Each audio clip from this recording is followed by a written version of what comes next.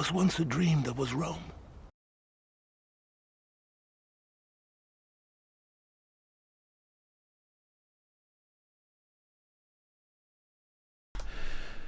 So hello gentlemen.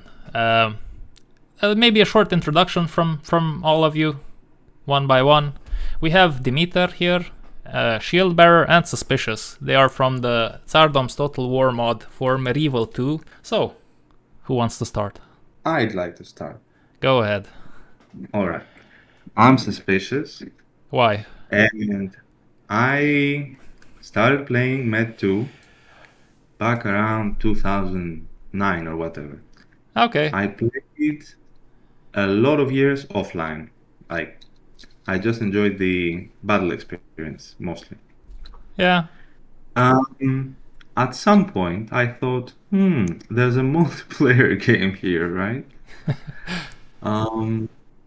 And turns out all this practice made me pretty good.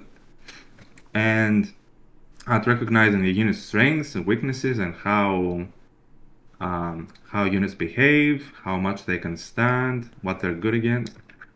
And at some point, after playing for many years again, I was introduced, I'm not sure if it was Dimitar, to the Tsardoms mod, which I found very nice, very, very slow-paced, and thus very strategical. It didn't matter that much how fast you played, but rather how well you matched your army to the enemy. We did find some weaknesses when playing multiplayer with that, although the campaign is obviously really good as well. And I guess Dimitar decided to change some things, so it's more competitive when we play amongst ourselves. Yeah. So go on, Dimi, tell them. That's a beautiful evening. segue. That was indeed very nice introduction. My name is Dimitar. I started playing Total War around the same time as Suspicious did, 2010. I was originally more into Rome Total War, but with time I did play Medieval 2 as well. Mostly multiplayer. But with not always, like a lot of pauses within the years. And like 3 years ago, I started being more active in the Medieval 2 Total War online community. But in the same time, I also played Tsardoms campaign. And I guess since playing that much online, I wanted to also try Tsardoms online. But as Suspicious said, it wasn't really a good experience. So I did have the idea to make some changes like that.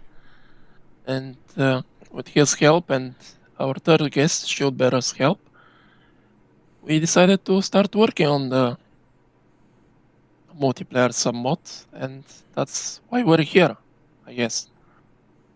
Yeah, you made it so that the gameplay is more balanced, right? And there's no Yes. Yes. balance things the out. gameplay on Vanilla Tsardoms wasn't nowhere near good for multiplayer. Yeah. So I saw that the mod had immense potential for online, like Third Age Total War did. They were my inspiration. Yeah, another great And mod. so I decided to do some things here, do some things there, and now we are here. Yeah, that's nice. And Shieldbearer, who are you, Mr. Shieldbearer? My journey in Medieval 2 started. To be honest, I can't remember. But I've known Was Medieval it your 2 first game? since. No, not at all. But I've known it since I was quite young, though I was not able to own it. Before I owned Medieval 2 on my PC, I owned Mount and Blade Warband. That's how I started modding and being a lover of mods for every game, really. I became part of many modding communities, picked up skills along the way, and 1 year ago I found myself craving to work for the Tsardoms Total War mod, because I was an admirer of the mod before it came out. And once I played it, I realized it was the mod. It was like it was made for me, you know.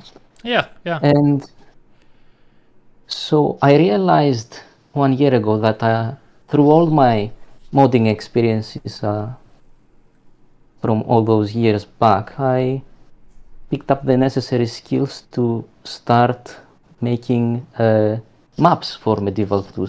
Something that's not really done outside of some select mods for the game. And I started working on Constantinople, which is the biggest map I think that has ever been made in Medieval 2. And it took us a hell of a lot of time to make it. After that, I continued making maps for the Byzantine culture in the mod, and now I'm almost done. In the summer, I started applying my programming experiences through Medieval 2 EOP, a very powerful tool for Medieval 2 that people really don't know about. And when version 4 of Medieval 2 EOP comes out, it's really going to blow people's brains with what is possible to be done. We should talk about that further down the line. And through Medieval 2 EOP, I have created some really advanced things that were previously Can you repeat that? never Like seen before. Medieval 2 what? Because I can't understand. Oh yes, Medieval 2 EOP stands for Medieval 2 Total War Engine Overhaul Project. Ah, okay, okay. And can you give me go ahead. Yeah, here we are. Yeah. What is that project? Can you give me a short description of it? The project aims to enhance the modding capabilities of the engine. Uh-huh. Also, it integrates the Lua programming language so that modders can create entirely new scripts, but also UI elements for Medieval 2 and completely integrate it into the game seamlessly. Ooh, that sounds good. Extremely good. How did you get there? Like, where did that project start? I didn't make Medieval 2 EOP. Yeah. Okay. That goes to some other veterans of the Medieval 2 community at Honor. I'm just a user of the tool. Okay. Man, I always admire, like, I said this many times before, like, but like modders, like especially for the older games, you know, it's such a fascinating thing to me, because obviously there's no money in it, right? So everybody's doing it out of the passion for the game and for the modding and maybe passion for history, and it's just so amazing that you guys put in so much work for stuff like this. Well, that was a beautiful introduction from everybody. I usually get shorter answers, so that was really nice. But I see. So when did you start with Total War Games, Shieldbearer? Because suspicious this was 2009, Dimitar 2010. What about you? I really don't remember. Okay. I think the first thing I ever saw about Total War was that very viral pixelated Apollo video about Independence Day for Empire Total War. Okay. And then I continued watching on YouTube, and eventually I bought the game. Okay, so this is past 2009, because Empire came out in 2009, right? I think. I don't know. Yeah. Yeah. Okay. So we all started at around the same time. That's nice. And this is so what's your first game? Is it Rome 1? It was actually Attila Total War. Okay. Yeah, I bought it straight from a games store. Yeah. Okay, and did you enjoy it? How did it run on your PC when you bought it? I have some fond memories of that first campaign, but I opened the game once more on that old PC I had, and I really don't know how I appreciated the game. It was unplayable. I really don't understand. Yeah, I remember The infamous Attila optimization, as I would call it. It's supposedly it was built for future hardware, right? We are in the future, but people are still struggling with it, so there's something definitely wrong with it. Oh yeah, all those games are run on 32-bit. Yes, 32. Yeah. 32. So they don't run as well as they could be running. Yeah. I remember when I played Rome 2 for the first time. I had a good laptop, but it was frying my laptop, so I was worried that it would run too much, so I didn't play it that much. But I know how it is. What about you, Suspicious? What was your first Total War game? It was either Shogun 1 or Medieval 1. Oh, that's nice. That's old school. I haven't played that. Go ahead. It's not like a pride thing for me. It's just what I came in contact with at the time. It's not like when you're 6, 7, 8, you have a real, understanding of what's going on. Feel of what you would like. Yes. I didn't get Shogun 1 that much, like the Japanese clans. I no idea, the weapons. Yeah, me neither. Yes. But Med 1 was really good, even though I didn't play the battles that much. It was really nice music, nice map, and mechanics. It was like a Risk, from one province to the other, no walking time. Yeah. Yeah, that, and then Rome 1 a lot, and then Med 2 even more. Yeah. I actually I bought Medieval 1 like a couple of weeks ago. I want to play it, and I told there's this modder that I told you about earlier from the 1100 AD modding team, Kia Di Mundi. We said that we're gonna play it because he didn't play it either, so we want to play it now and see how it compares to the other games and see if there's still some value in actually playing the older games. I'm really curious how it goes. I'm gonna see. The battles are almost 2D, you could say. Yeah, I know. Yeah, I know how they look. Go ahead. They make sense. It's like the logic is there. Yeah. It's just you don't see what's going on. Exactly. You have to use your imagination. Just like in the campaign is pretty good. Yeah, it looks pretty okay. I started up for like 10 minutes. Then I had to start looking at tutorials because everything was very confusing. But it looks okay. The map, at least, it looks nice. It's like how to say, the armies can move, from this province to that province per round, and that's it. There's no in between. Yeah. Yes. And you can get your fleets if you own all the in between seas. From one point to another, you can just insta go from Spain to Sicily. Okay, that's funny. Yeah. Even though that's a bit confusing as well. It probably is a little bit, yeah. So I played Medieval 1 recently. I kind of liked it. With EOP, we're going to bring back some features from that into Medieval 2. Which ones? The way you assign titles when you own a province to your general. I think that was really nice. Yeah. I did notice that there were the titles. They were like, I started, of course, as playing as the Eastern Roman Empire, and the titles were just laying there, and it was quite interesting to see how we can. Yeah, it was interesting. What did you play as? Like, I wanted to ask you, but we're jumping around. Shieldbearer. What was your first faction in Attila? What do you think? Oh, I'm a Greek. Okay. So, Eastern Roman Empire, right? Of course, yeah. Yeah. Okay.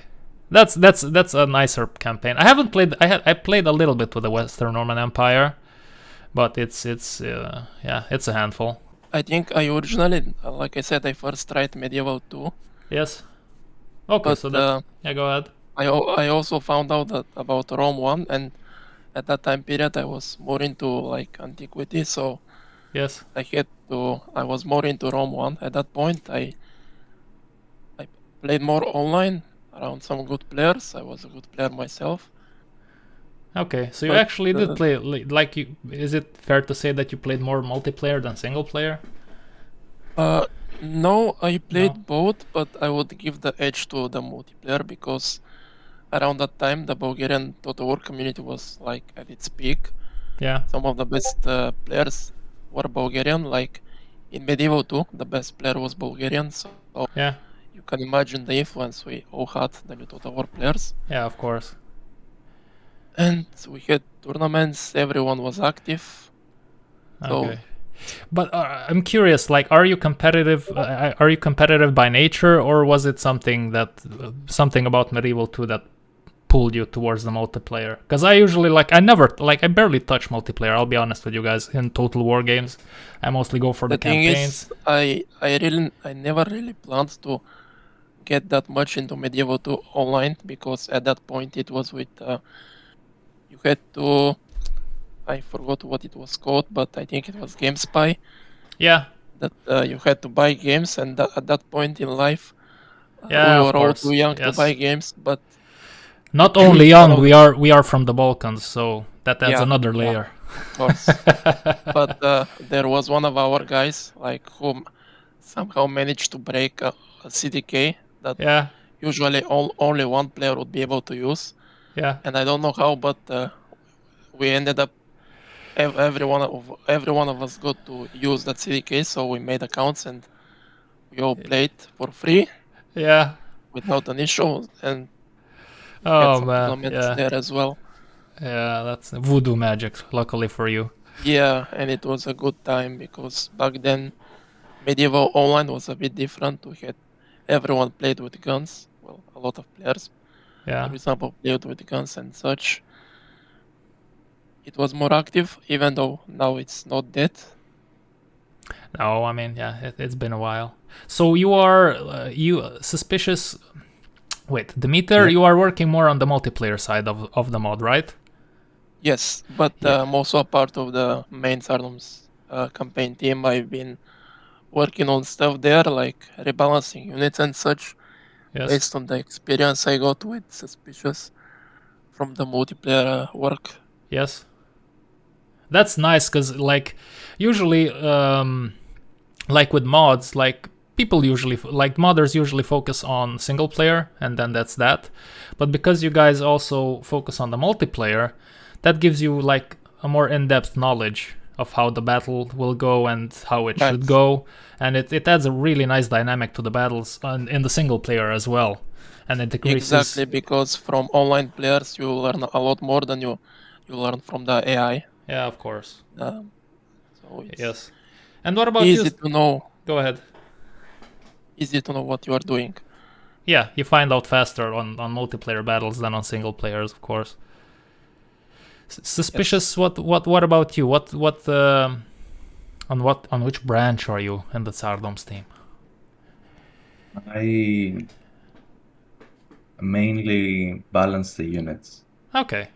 But, so there's a lot of things about the units. Let me just open up. Just to remind myself. Okay, so we have how many men are in the unit? What's their mass? What are their bonuses against elephants, camels? Their speed, their formations, their stamina, their morale, their special formations, how far wide, how far apart they are, how far apart they're allowed to be, which is pretty interesting. We found that out very late, that if you can allow a unit to be very close together, one man with the other, Yeah. then you essentially have many men attacking one man, and that greatly improves their capabilities. It's like having a denser formation in Napoleon, where you can get many more men firing the guns in less space, so you Yeah. get an amazing result. You know what I mean? Yeah, yeah. There's that. There's a charge attack, sword attack, lance attack. What kind of, I don't know, spear, armor-piercing weapons they have. Armor, defense skill, shield, morale, discipline, training. That What sounds. upgrades do they get? Yeah. What's their cost? How many they can get? How many units until, you know, you need to pay more for the next one? Yeah. And these are stats for one unit. And Yes, there's around that's a lot 500 of of them. math. 300 of About them. 420 to 50 that we are using currently. Yeah. The thing is, when you've got a game and you need it to be balanced, right? Yes. So the more you have, the more complicated it is. Of Because course, yeah. everyone have to have a reason for existing, so it's not identical to something else. Yes. And they have to match every other thing in a way that's not like how we found the game. How we found the game was No, of course not. there's a unit that costs 2,000, and let's say its stats are 10 and 20, and there's another unit that costs 2,500 and its stats are 5 and 20. Like, you know what I mean? Yeah. That was extremely hard to start to get them all into shape, and then it was even harder to keep them different from each other, but still, when one changes, then everything else changes Yes. regarding that. Why, if that unit is better now, why should I take the other 30 that you've left the same? You know what I mean? Yeah. That was a really long process. I Apart mean, from that, yeah. I've done some maps as well. Yeah, that sounds like holy shit, man. Like I know, yeah. Been That around sounds 18 months, 19 months that we've been working on. yes. That sounds deep, very deep, which is I mean it's awesome for the players, right? But it takes a lot of work. And there are We also try other to- files. So Sorry. go ahead. You may continue. I was about to mention that there's also other files like accuracy, battle speeds, pathfinding files. Yeah. There were Yeah. so many of them. Maps. Yeah, these course. things. The mod didn't even have banners at the start. Each unit didn't have their own flag. You couldn't see them properly. Yeah. That was part of the decision The immersion. for the single player. Yeah, of course. Well, yeah, I can't say. A lot of people like it that way. Yes, but There was an annoying graphical glitch that really made me feel physical and mental pain every time I saw it. So I asked everywhere, every big modder, how do we fix this? And in the end, we had some help and we've greatly improved the situation. yeah. Not entirely fixed, but like I would say 99% fixed by now. Yes, but do you get like this is for the 1345 campaign, right? Do you like? No, this is for the multiplayer. Oh, this is for the multiplayer. Yes, and the stats, of course, suspicious for the multiplayer more. But did you work on rebalancing on the single player as well? I did. You did. Okay. Based on everything we've learned. Yeah, yeah. We've learned from multiplayer. Yes. Okay. That's nice. That's suspicious has enough on his plate anyway, because that's a lot of variables, Yes. and I can only imagine how. I've also learned a lot, so from him, and I did it for the next campaign release, which will be soon, I hope. Yeah. Okay, but you're the same guys that work on the 1448 campaign as well, right? Or is that a different team, or how does it work? No, it's Yeah. the same team. It's the same team, right? Yes.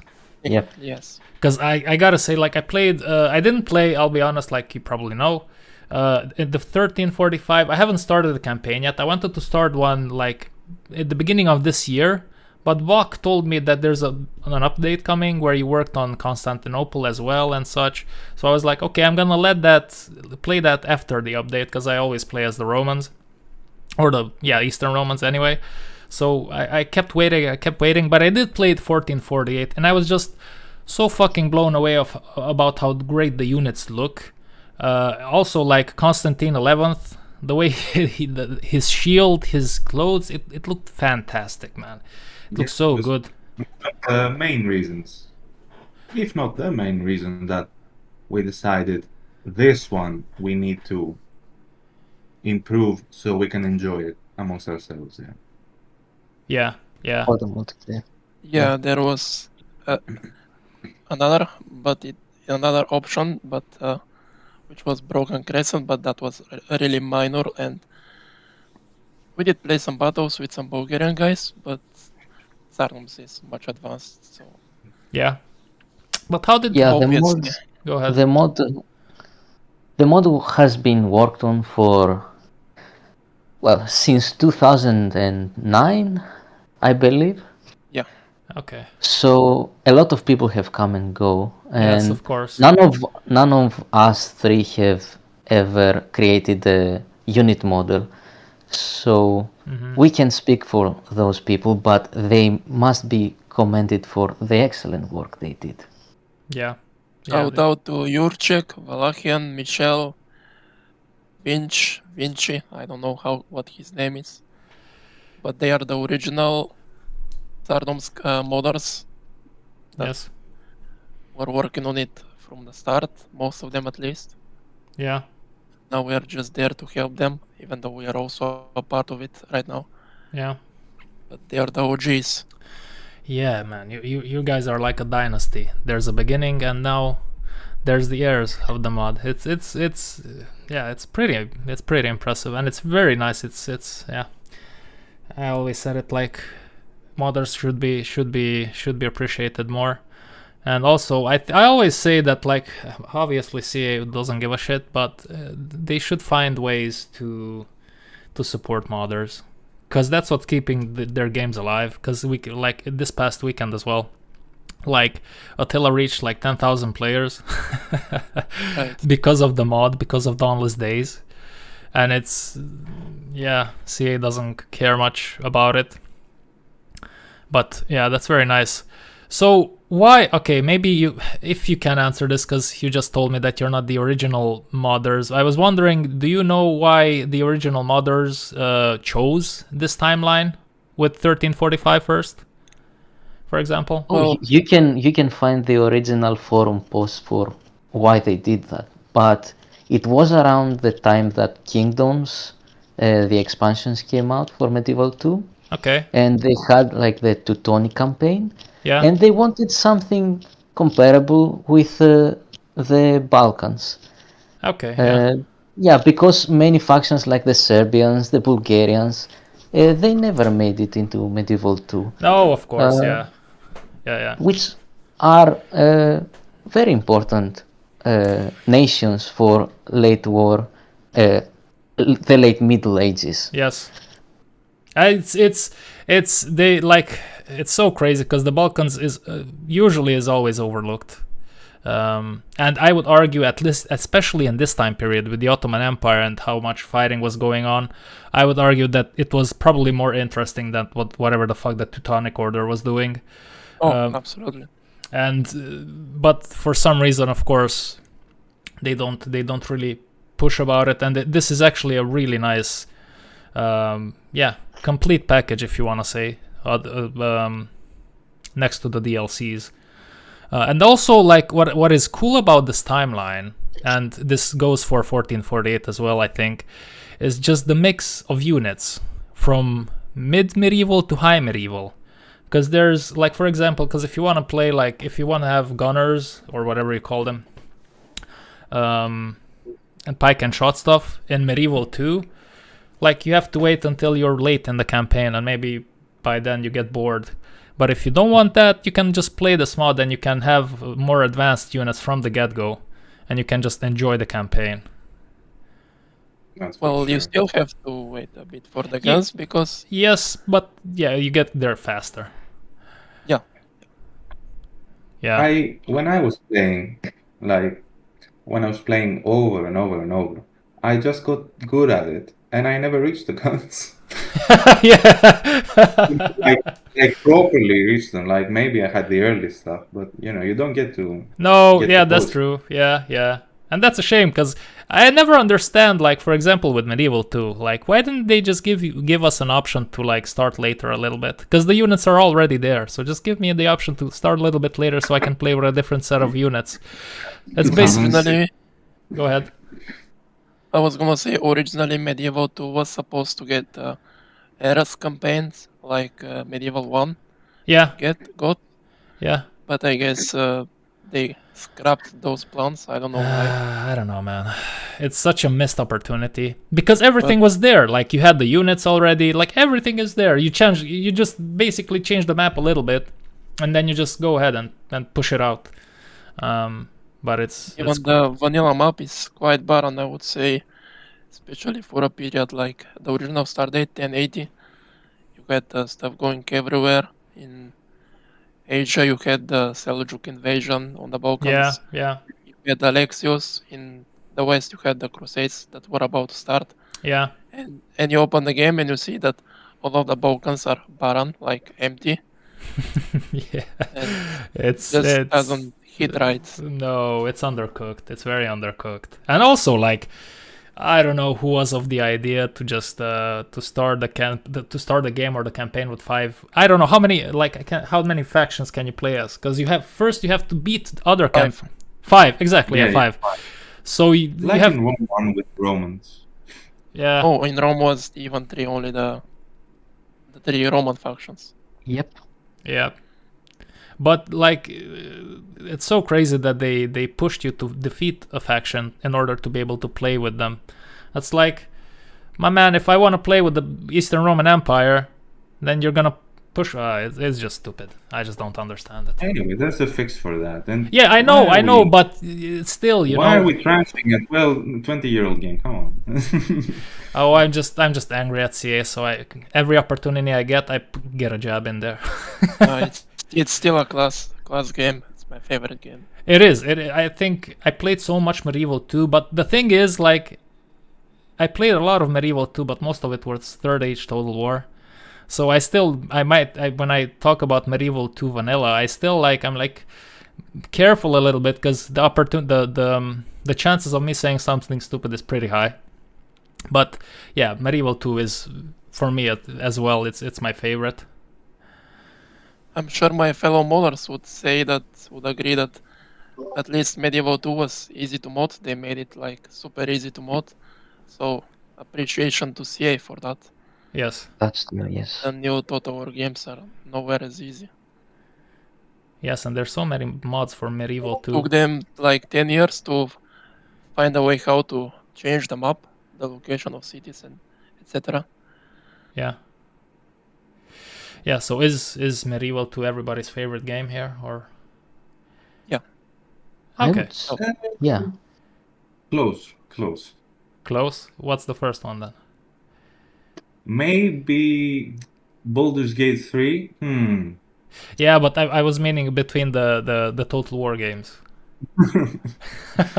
Yeah, okay, you got me. Yes. Okay, yeah. For me, all time Medieval is second after Red Dead Redemption, but I would say that I've had the most fun on Medieval 2, especially the online part of it. Yeah, I mean, I can only imagine, like, competitive stuff is pretty cool. Yeah. I never got into multiplayer. So many cool people. Go ahead. So many cool people in the multiplayer I have met. Yeah. I'm here almost every day. Yes. It is like that. One thing that's very, very nice about the Total War, I mean, the historical Total War community, is that it's usually like, it's very welcoming. With all the people that I've talked to, usually it's very, very welcoming because we like Total War, we like history, so we're kind of have the same passion for it, and that's one thing that I noticed instantly. when I started playing more, because I always played it, but I was never like on Discord or stuff like that. Anyway, yes. So on the new update, you worked on Constantinople, right? And some other. Is there other new custom cities that is gonna come in the next update? Yes. All the cities from Anatolia to the Danube are going to use completely new maps, let's call them. Holy shit, man, that's a lot. How many maps is that? Oh. So, or how many? Well, in Medieval 2, every settlement level, let's call it, so town, large town, city, large city, huge city, as it goes, has a different map. So all these are going to get replaced by new ones. Okay. Okay, so for each settlement, you also worked on different levels. Or no. Okay. Every settlement level has a different map to it. Yes. And okay. Yeah, and adding to that, we're going to have some unique maps. The ones that are ready are Constantinople, yes, Tarnovo, which is the seat of the Bulgarian Tsardom, Milan, and others are coming like Thessaloniki, Naples, some others, let's say. The upcoming days, I'm gonna start showcasing some of these series. I'm gonna showcase them in this video as well, but probably most of you are just gonna listen, are not gonna watch. But I'll showcase the custom series as well, because I want to show off what this hard-working team has done here for all of you. So that should be nice. Thank you very much. Oh well, all 3 of my viewers will be very happy with that. Okay. Are you guys excited for Medieval 3? Let's take it one at a time. Dimitar, are you excited for Medieval 3? I'm cautiously optimistic. I am not gonna get my hopes that high up, but I don't think it's gonna be a bad game. But I'm not gonna say, oh wow, this is gonna be the best game ever, you know? Yeah. From what I've heard about the potential start dates, I'm not really satisfied, but it could be worse. It could be another... Another Pharaoh, yes. Yeah. Another Pharaoh. Or what would be your ideal starting point, time period? I have a few of them. I would really like... Well, my perfect scenario would be 3 different eras, like in Medieval 1, let's say. Yes, that would be a great idea. 800 AD, with Charlemagne, with the rise of Bulgaria, of course, the wars with the Romans, the Franks. Yes. And I would say that the early part of Medieval is not really well covered. No, not at all. In the game. No. Another great start date would obviously be 1081, right before the start of the Crusades, the reign of Alexios. Yes. The Seljuk invasion of Anatolia. It's the rise of the Georgian kingdom. Yeah. And of course, everything that happens in Europe. And yeah, there's a lot of turmoil, yes. And of course, the third start date would be either 1187 or 1204. Yeah. Third and fourth crusade. Yeah. But I think 1187 would be a classic. Yeah, because that would catch both crusades, fourth crusade as well, I guess, with some scripts and stuff. That would be really nice. Yeah. Can I say something? Yeah, go ahead. Anytime any one of you can jump in and say if you feel like you want to say something. Alright, I just did not to interrupt anyone. I wanted to say it's very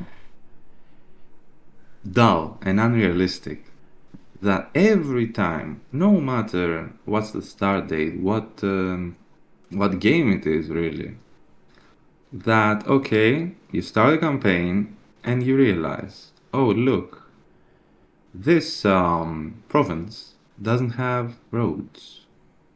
It doesn't have a barrack. So you were waiting, what, 2,000 years for me to give you roads? Yeah, that's actually a very good point. Or it can only train peasants. What have you been doing these hundreds of years? I never thought about it. That's an excellent idea. Yeah. I mean, it's not the start of civilization. We're dropping into the middle of something. The middle of something. The Middle Ages, you get me? Yes. So, stuff should already be there. Yeah, Even some if it's stuff in some basic. regions. Yes, you're very right. Yes. Yeah. Yeah, yeah. They should probably. You're right. They should probably pay more attention to that because there are barracks in some regions, maybe, etc., etc. But still, yeah, there should Other be. games do this as well. That's true. That's not just Total War. That is true. Yeah. It That- serves a gameplay point, but I yeah, it's not guess really. I guess that's an interesting discussion. Yes, because you can say, well, it serves the game to start from scratch, but you could still apply the same philosophy and just, I don't know. Let's say you have a big city where you have a barrack already. Maybe you can start upgrading it in a different way than in a city in which you don't have a barrack and you have to build it. So there's different Yeah. levels, and that would combine something that Suspicious said and something that you said as well. I think that would be that's actually a good point. So, Suspicious, are you excited about Medieval 3? I am very excited with the announcement. I love that they made a new engine. That is because, nice, yes. It looks promising, yes. The Rome 2 and Empire and stuff like that. I just could not wrap my hand around how the units felt liquid. It just made no sense at all to me. It looked fake. It Yeah. looked like, I don't know, there's a bunch of like you spill something all over the place, It is very different from Medieval, there's for example, no yeah. mass, there's no accurate point where you hold the line. People can just go in and out through each other's units, and it's all just a mess. And Yeah. obviously, I think in these games, I think two men are not allowed to hit an opponent at the same time. Isn't that right? Yeah, I think so. I'm yeah. not sure. I don't actually know. I'm fairly sure. I've heard it from multiple sources. And that's why quality matters a lot, because there would be like 10 men staring down one man, hitting him 1-to-1. And yeah, it just doesn't do justice to I the think, strategy. yeah, It doesn't if happen in gameplay though. if Google is Like right, I've tested it. and that's a big if, yeah, I think it is possible for multiple soldiers to attack a single enemy soldier. So while the game often visually displays 1v1 combat animations, the underlying mechanics allow for a single soldier to be engaged by multiple attackers simultaneously. Okay, I might be wrong. Yeah, well, they should. I mean, Another bad thing about these Rome 2 and Attila games is the horrific UI. I mean, yeah, it's unit cards. the vanilla. Yeah, because I haven't played a lot of Rome 2 vanilla, but literally every mod changes those because they are not very good. And also, Even with go ahead. mods for me, it's like when they announced Rome 2 in summer 2012. I was playing a lot of Rome 1, and I got so hyped when they announced Rome 2. Yes. I've waited for more than a year for it to release. I opened the game. Let's put aside the horrific launch, which was like one of the worst in video game history. But the moment I saw the unit cards, is this real? What is this? Why are they like that? Why is Rome 1 UI better than Rome 2? You get me? Like, Yeah, and they continued that. I didn't play Britannia too much, but the UI cards are just atrocious in that one as well. I don't know if you guys are familiar with it or have an opinion on it, but it was so. I didn't want to see those. Yeah. I understood what they were going for. Me too, like It especially with looked Britannia. nice. It's artistic. Yes. It's in character It's of the time, so for to say. the time period. Yes. Yeah, but it's not functional. It's All not. Roman infantry units look the same. Like, how do I make a difference between an Evocati and first cohort, whatever their names were? Yeah. They look the same, except for a small detail in the helmet. Yeah, and also what was a big like downgrade from Medieval 2 to Rome 2 were like two things. Like the way that you would evolve your settlement. I just didn't like how Rome is in that regard compared to Medieval. And also like the thing that pissed me off the most is that you have to have a general if you want to recruit troops, which is absolutely stupid. Because like whenever empires or nations gather their armies, there's no generals in every group of individuals that go towards the main army. That's so incredibly stupid. Yeah, as a person who started from Attila and then went on to play Medieval 2, it was absolutely amazing going from Medieval 2. Isn't it nice? Like you can recruit and you can just push troops from left to right. And then this year, I played Medieval 1, in which every unit is a general. Okay. Well, I think there's something there for everybody then. Yeah. Yeah, that's pretty nice. But what about you, Shieldbearer? What's your opinion? What's your opinion on Medieval 3? Were you hyped when you saw it? Oh yeah, definitely. Okay. I want to be excited for it, though I'm not the person who buys the games like the time they come out. Yeah, I usually wait for them and mods to come out for them. I'm really big on mods for games. Yeah, you're a rational gamer, I would say, because you're waiting until it's fixed and it's at half price, which is perfect. Yeah. But being a programmer, I would also like to work on it. Mm-hmm. Both as a modder and maybe as a developer if I get the chance. Yes. I mean, Sofia is not far from wherever you are. That's true, yeah. Yeah. I don't know, I think what was a little bit disheartening was that like they haven't even figured out the time period that they want to start in. And I also like that was a little bit like that's so early. I think they just announced it so that people calm down about the Medieval 3 stuff. Also, it was pretty funny when I was watching the live stream. I don't know if you guys caught it, but when the supposed historian came up, the guy that was into history and was working now with C8 on Medieval 3, he was talking about the Holy Roman Empire, and then in the background or on the main screen they were showing footage from Constantinople. That was so funny. Maybe it was coincidence though. It's like the editor is one thing, like and the guy that's talking it's another thing. That's true. It's nice that. Go ahead. I was gonna say. No, it's go a good ahead. thing to Interrupt me anytime you want. I don't usually do that, but it's a good thing to show the most advanced settlements that they're gonna do. Yeah. Like at that time, Constantinople, Baghdad. Yes. The two biggest cities in the world, so. Yeah, it is. Like, of course it is, but they were talking about the Holy Roman Empire, so there was a disconnect from one thing to another. Maybe I didn't catch that part. Yeah, it was funny. I was watching it. But I think like I don't know. Like, did you guys saw the trailer for Warhammer 40K, the next Total War game? We do not talk about that here. I love it. Yes. Yeah, but disregarding the game, the gameplay footage that they showed was very little, which means that they don't have a lot, and that's supposed to be coming out next year, I think, at the end of next year. Oh. And that's a little bit weird, because they also mentioned in the live stream, in the 25th anniversary live stream, that they're still working on the engine. So how are you constructing something with tools that are not ready? That's what gets me a little bit worried for Medieval 3, that they might hit a rock bottom with 40k.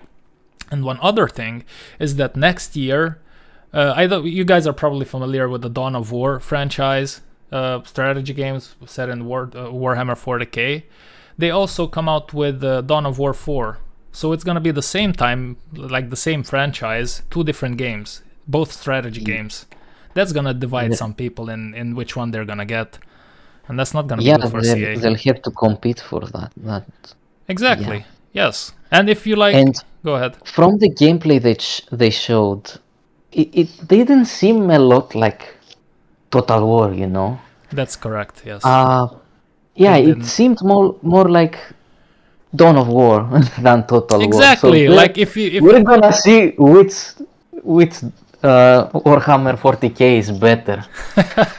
It's gonna be funny they're to gonna watch. be very comparable with one another. Yes, and you are absolutely right. It didn't like I keep an open mind. I don't mind the 40k stuff. It's interesting. I didn't go too much into it because I don't have time. But it didn't look like Total War, and my suspicion is that it's also because like they're gonna release it on console as well, and I'm just a little bit worried that in order to make it more compatible to play on the console, they will make stuff to make it easier on the PC as well. That's not something that I'm into. Although my hopes are that they're just gonna do 2 different versions, but I guess we'll see. Anyway. Yeah, we'll see. Yeah, anyway, I don't wanna... But, the console is a big question why they do that. Especially when the GameCube is coming out. The Valve, the Steam machine. Yeah, the Steam machine, yes. Like, I'm of the opinion that the Steam machine is going to destroy the consoles for good. I mean... Yeah, we'll see. So. Xbox is doing pretty well on destroying itself, so there's not much competition there, but it's gonna be interesting to see. Yeah. But also the Total War Warhammer 40k is marketed to a different audience altogether than That's true. The Total War audience. Yeah, it is, but the reason why I'm worried is that because like okay, like they announced Medieval 3, but if they have a really bad run until Medieval 3, they might not even get to Medieval 3, you know? But I don't think that's gonna be exactly. It's a make or break. They'll have to deliver, as I said before. Yes, it's... if they don't succeed with Medieval 3, they're done. Oh, that's definitely the case, I think so, yeah. Because, the 40k is gonna be very competitive between Total War and Dawn of War. But I guess it is what it is. So all of it, like... Do you have anything for me? Because I have to wrap it up. No, it's okay. If you want, you can go ahead and say goodbye. I'm available if you wanted to show a battle or something. Okay. Next time. Yeah, maybe like we're mostly talking now, and we can show battles in the future. And if you want, then you can join us. But I appreciate your time, man. Yeah. All right. Thank you I'll see you for your time. Thanks. Yeah, see you. See you. So if I would tell you to make me a top 3 of the Total War games, what would that be for you guys? Let's start with Dimitar. Who goes? Me first. Well, Medieval 2 is absolute king. Yeah. Second one is, first of all, why Medieval 2? Well, obviously an improvement on Rome 1. Yeah. Better gameplay, graphics, newer game, easier to make better looking units for. Yeah. Rome 1 is a classic. It's what really started it all. While of course there was Medieval 1 and Shogun 1. Yeah, but I Rome feel 1 like was... Rome 1 was the Kickstarter to everything. Yeah, I agree. People still play it online, only on Fridays, Saturdays, and Sundays in online. Yeah. Classic game with great memories. And number 3, do I really have a number 3? I would say Napoleon for the online battles. Okay. Because I never really like campaign. Yeah. It's Am I forgetting something? I don't think so. Medieval 2, Rome 1, and Napoleon for the online. That's it. okay. Okay. Yeah. Okay. Okay. Shieldbearer. I would say Medieval 2. Yes. And we're assuming with all of this that on top of the base game, I have mods because I mod everything. Yeah. I Yeah. pick Yeah. the best mods for my games even before I play my first campaign, Yeah. usually. So Medieval 2, Rome 1, I had some fun campaigns there, and I recently played Shogun 2, so I think it definitely deserved the third spot. Yeah. Shogun. I didn't play it a lot, but I remember it's pretty good. I enjoyed playing it. It's something that I really wish that I had more Oh, yeah, time it's and go nice. back and play. But time is always of the essence.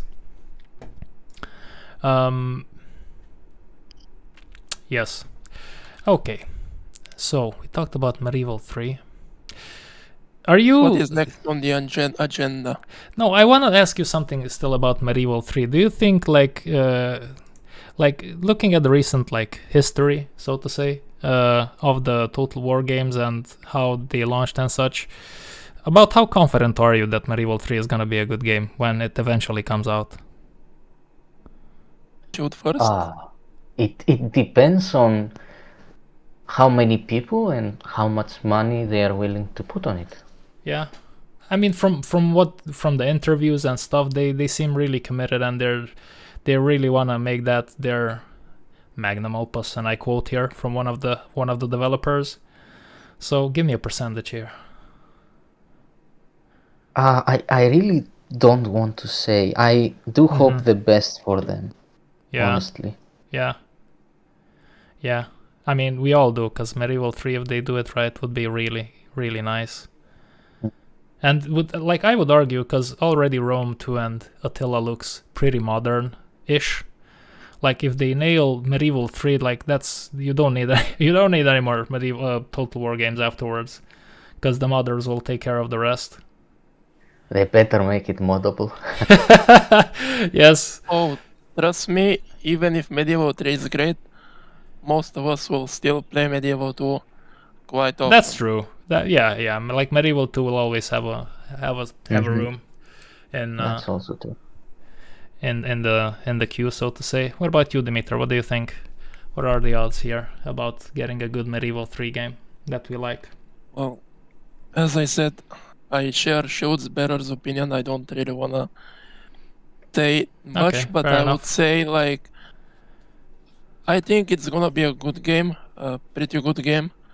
Not the greatest Total War game by any means, but I think it's not gonna flop. I'm like 70% convinced that it is gonna be a pretty good game. Like that's it. Yeah. Okay. It And- will not be a complete failure like a lot of people say. Yeah. Hopefully it won't be. Especially Yes. with the guide of the community that they're going for. They have been very active on forums, so Yeah. I hope they listen to us, the masses. I mean, hopefully they do, because like announcing Medieval 3 is one step into the right direction, right? Because they know that people want it, so they gave us the announcement, and now, like, ideally, this is a good scenario where they want to bring in the community and listen to what they want, and then try to deliver on it, because that's how you really make great games. So that's promising. It's just a little bit like, for me, it's gonna be a while till we get it. Like, only looking at the 40K stuff, like how little gameplay they showed, like it's gonna be a while until we get Medieval 3. Like, maybe, I don't know what's the timeline, but it's gonna be like 4 to 5 years in my opinion. So that's a little bit disheartening, but hey, better late than never, right? You can play Tsardoms 3 in the meantime. Yes, we can play a lot of Tsardoms. For anybody that's watching, what is there other like big medieval mods for the different time periods that you guys are aware Depending of? on the time period, we have some friends of the Tsardoms team. They have a mod called Aurora of Conquest, Okay. which is they are working now on a submod for the Aurora of Conquest. It's still not finished, but they are doing a great job, I would say. Yeah. Their start date is 1330, Okay. pretty close to Tsardoms, and they have our support. We've been working not closely together, but we have exchanged stuff with them, Yeah, and that's nice. we wish them best of luck. I hope they deliver on their mod because they've put a lot of work. Yes. A lot of work. Yeah. Well, I'm gonna have to write that down eventually and see what's that. Shieldbearer, I didn't ask you, like Dimitar told us what would be his ideal timeline for Medieval 3. What about you? What would be your favorite timelines? If I would give you the keys to the car. I think the date they announced was pretty good. But did they announce the for date the already? wider audience. Oh, didn't they? I don't think so. They only said like it. No, I don't know actually. I haven't checked in the last couple of days. 11:45. No. Maybe that was a community member, but I it was a think community member. 11:45. I don't think they announced okay. an official timeline yet, because they talked about a lot of timelines and what could be possible, but they were talking generally about the medieval stuff from start. It was 1140 Shield. It was the community guy 1140. Okay. Well, that's pretty good for the wider audience. But for me, since I played Tsardoms, I really took an interest in the late medieval period. Yes. And nowadays I really can't go back to early or high period. I just don't find it that interesting. Yeah. Okay. Is it because of the type of units that are available for the time period?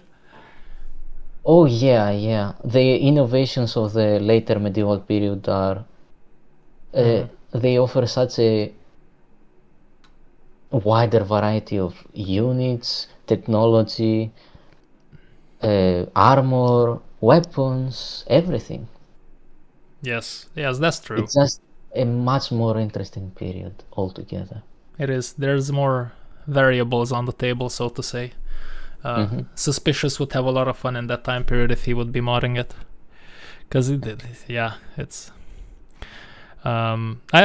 It would be nice. Like, I don't know why they don't do this. For example, like pick a timeline, whatever, just whatever the community wants, right? And then just bring DLC packs with a different timeline. Like, for example, like you said earlier, they're probably going to do that. I mean, I hope they will, because it's. Oh, of course. It's so good for the customer as well, but it's good for them as well, because they will make money if they make it right. Like imagine having a base game set in, I don't know, the 13th or 14th century, and then just 2 years later release a timeline when the first crusade started, or the second crusade started, or even further, or you get what I mean.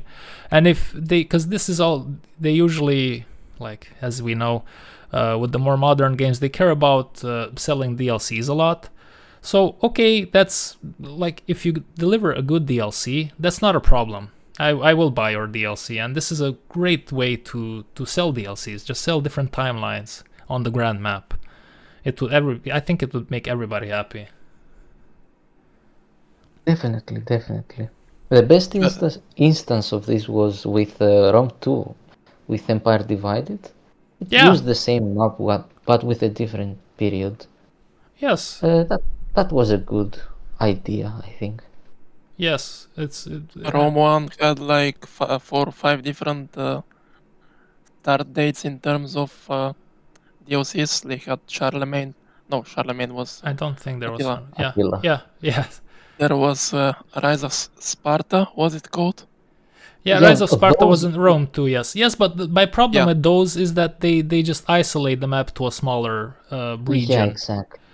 Because the Spartans was the Wrath of Sparta, I think it was called, was focused on the Peloponnesian War. So it had the map of the Peloponnesian War, but nothing more. And also they did this with, like, for example, you mentioned Charlemagne for Attila. They did that, but again, they limited the map to a certain region within his story. Will of it course. hurt to go a bit east to finally include Bulgaria?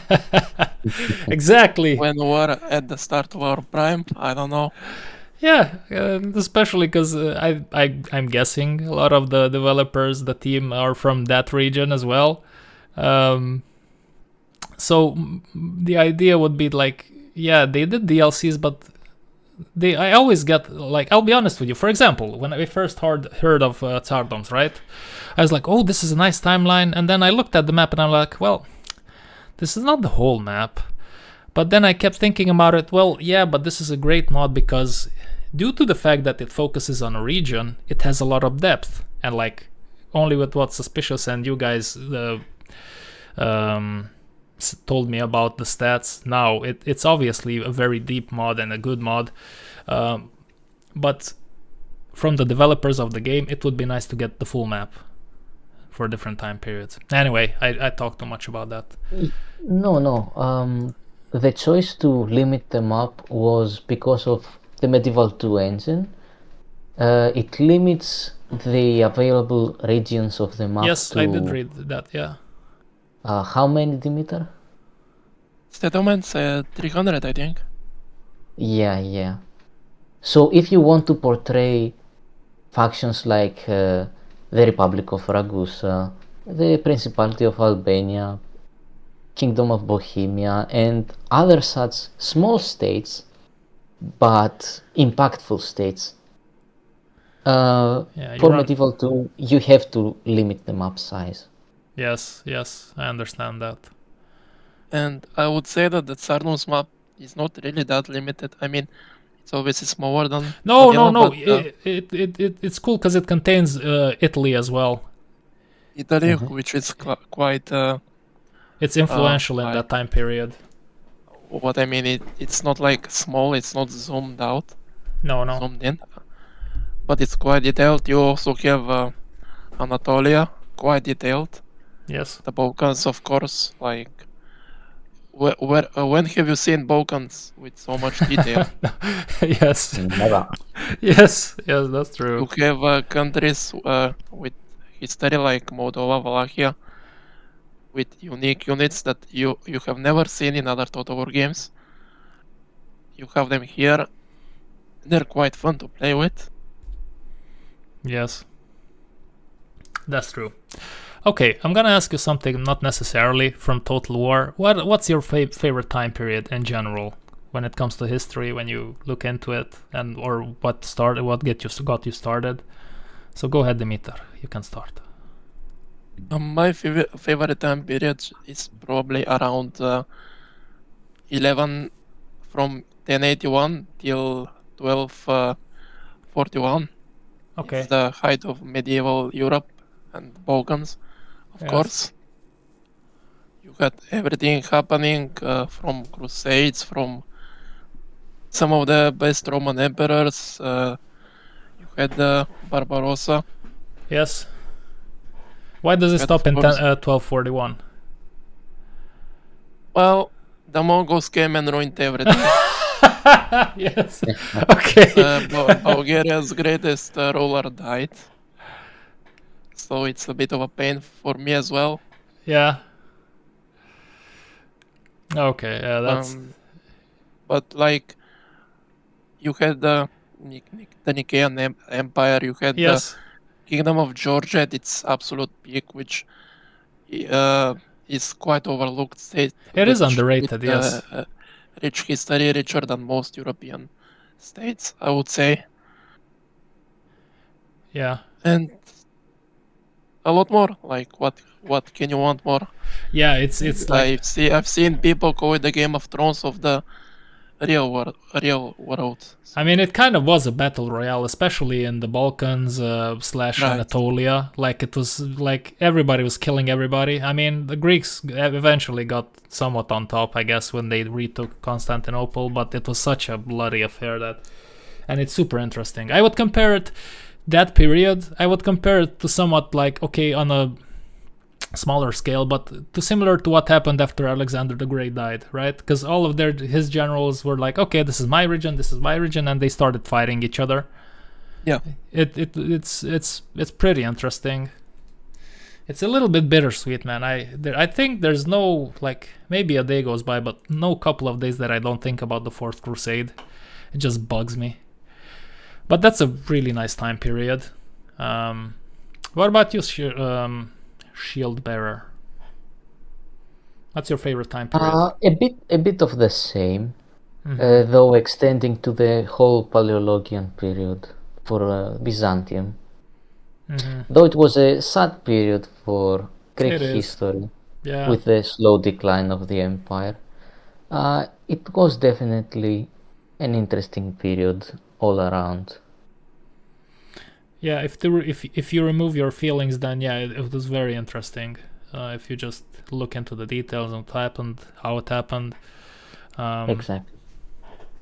it is pretty good. Okie doke. Do you guys play other? No. There's this question. What Go ahead. about your Sword of Rome? Which is your favorite time period? Let me ask the questions. Well, yeah. Thank you. I mean, there's so many. I would say I prefer antiquity to medieval times. Although, like, medieval is very close, but antiquity. My favorite time period. I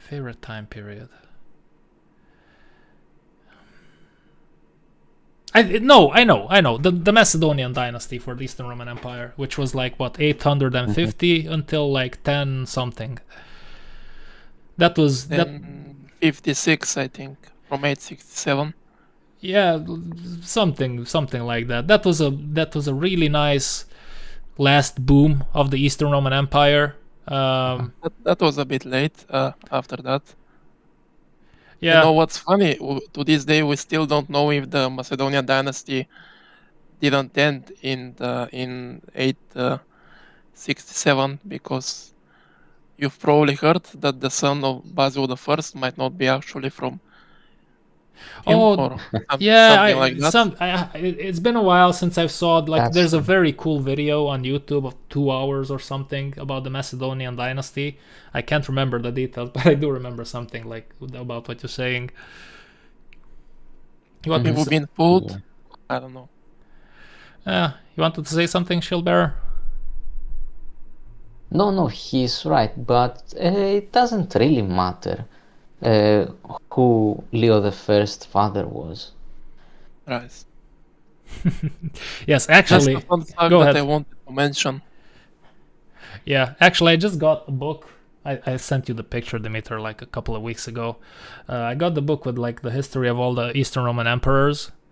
I'm very excited to read that because I intend to read it and then like go into detail of each emperors, because I'm not like I like history, I like the Eastern Roman Empire, but I'm not super knowledgeable. I know like some of the highlights, of course, and stuff like that, but to have all of them is very exciting, especially like the higher period towards the end. I'm not super familiar with them, and it's still interesting because like most of them, like for example Constantine the 11th, like what can that guy do at that point in time? Not much, right? At least the cool thing that I will always appreciate is how the empire went out. They went out fighting, as opposed to other great empires. They went out fighting, and it's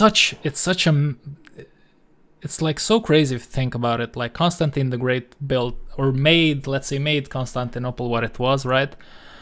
And then more than 1,000 years later, another Constantine ends the empire, ends the city, so to say, but he goes out fighting, and there's something so special about it. If for me, at least, I don't know. It's really interesting.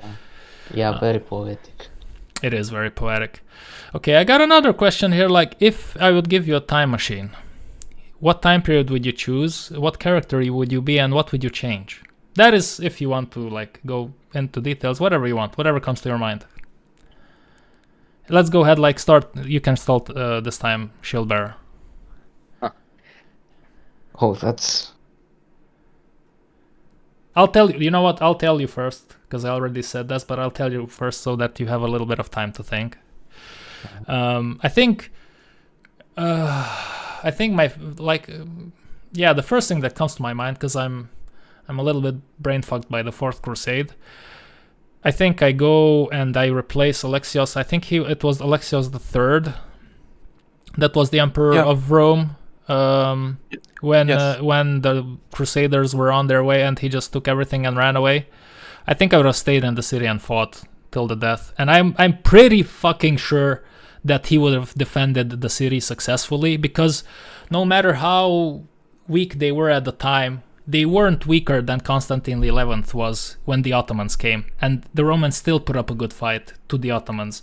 So I don't know, maybe I'm just tripping here, but I think they would have been able to prevent the sack of Constantinople, which might have prolonged the life of the empire. I don't know. It's just theories, but I think that would be my choice.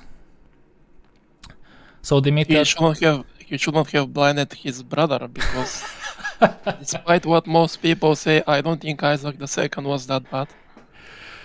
Yeah, I think he was just a bit too paranoid. Yeah, but I think he was, let's not say good, but he was like average, probably above average. I mean, it's hard not to be paranoid when you're the emperor of the Eastern Roman Empire, I guess, because there's so much civil war and betrayal and everything, and it's crazy. Like I looked up. I remember one of the days I talked to Bok. You guys, I think, know him maybe. He's a fellow. Yeah. So he's also. I mention him in all of this. This is gonna be the third interview, but I mention him all the time. He doesn't want to come to speak to me. He's very shy. Anyway, I did invite him. He is shy, but eventually I'll get him. So I was talking to him, and we were like talking about the Eastern Roman Empire, like we always do. And then I was like, I'm pretty sure, like I was curious to see how many civil wars the empire had and how many actual wars with external factions did they have. And it was like there was at least double the amount of civil wars compared to the outsider wars. And it was just crazy. So much time and energy wasted fighting with each other. Yeah, well, that's because it was kind of part of the political system of the empire. It was how the empire was run, you know. Yeah. It's kind of poetic too, you know.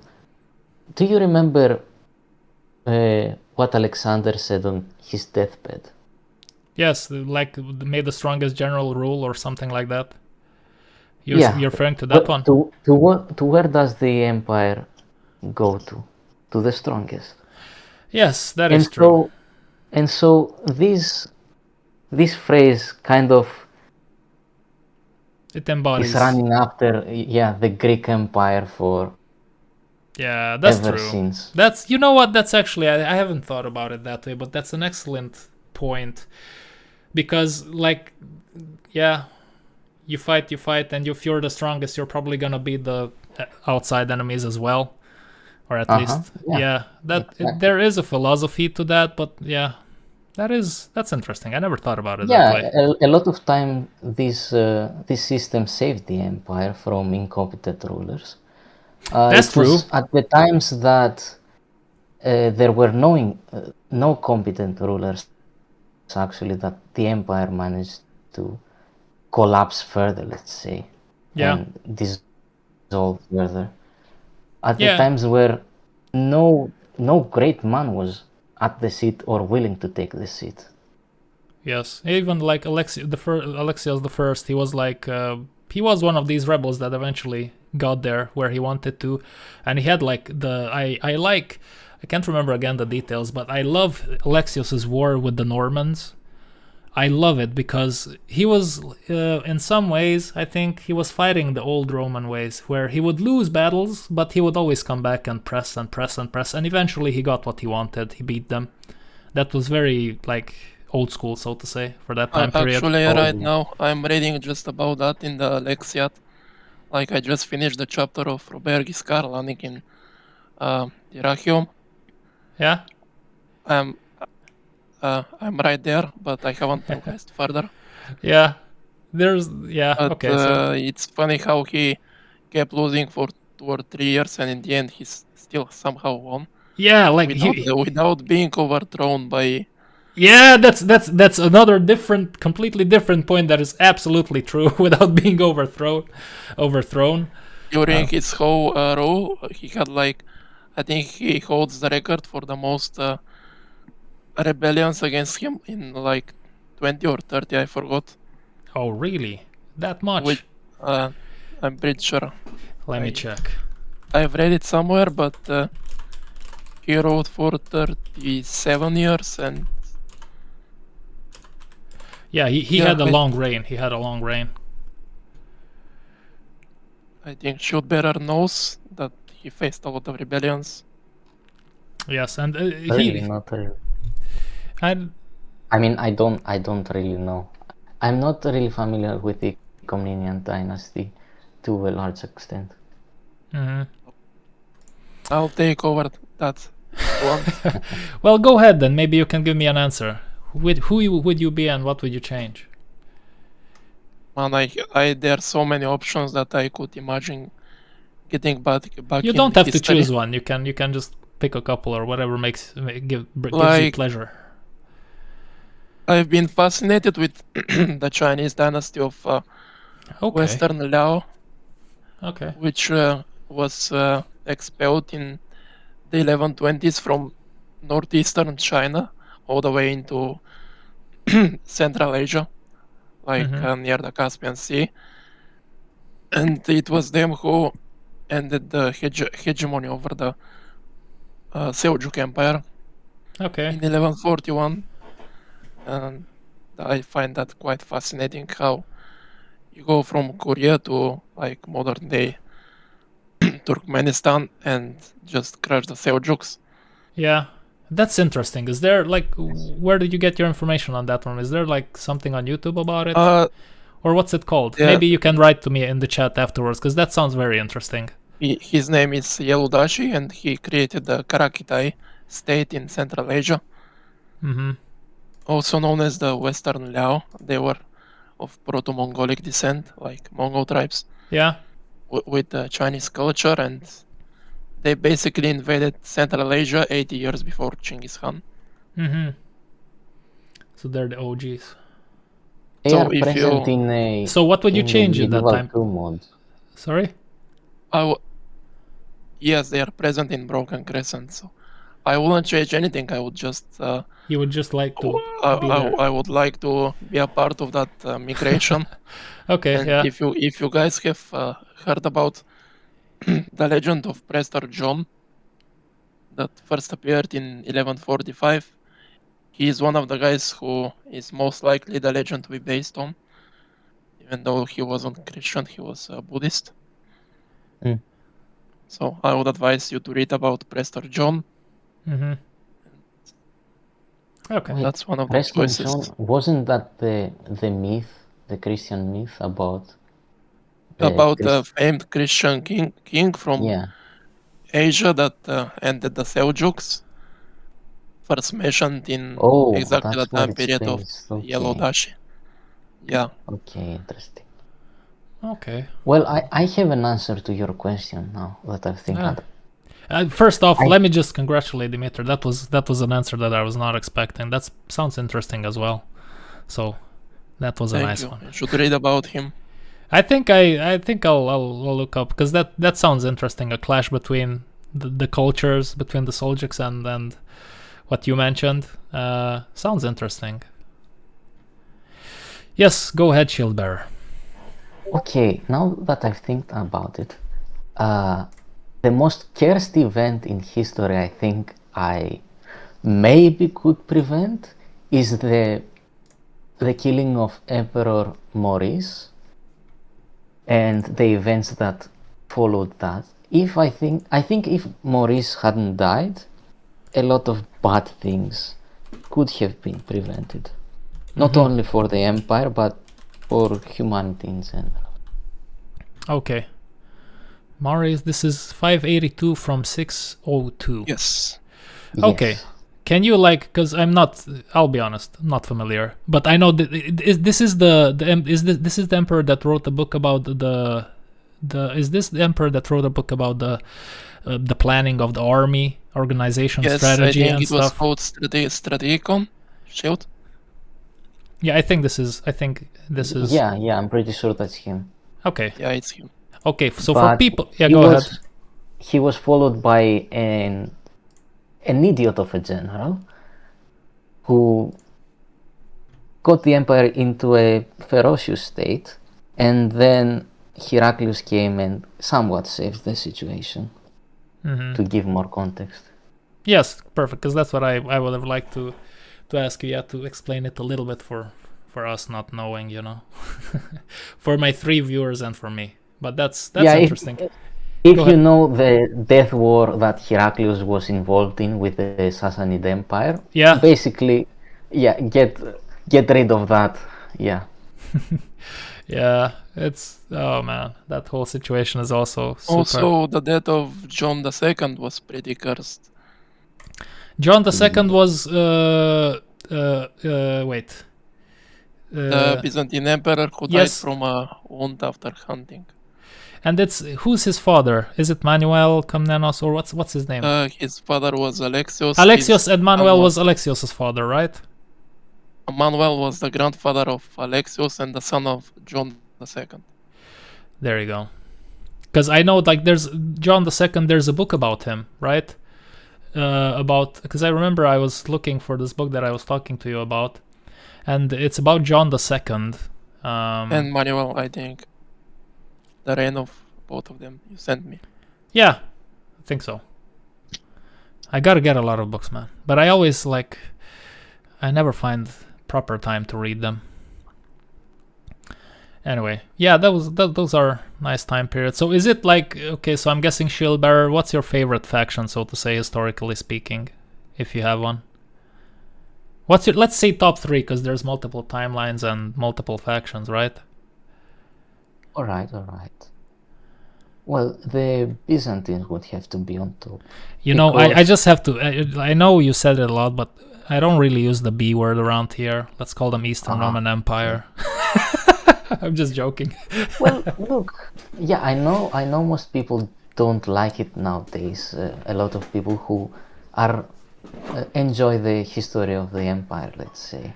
Yeah. But it's a good alternative to calling it the Roman Empire, because it was used historically to refer to the citizens of the city of Constantinople. Yes. Which was the heart of the empire.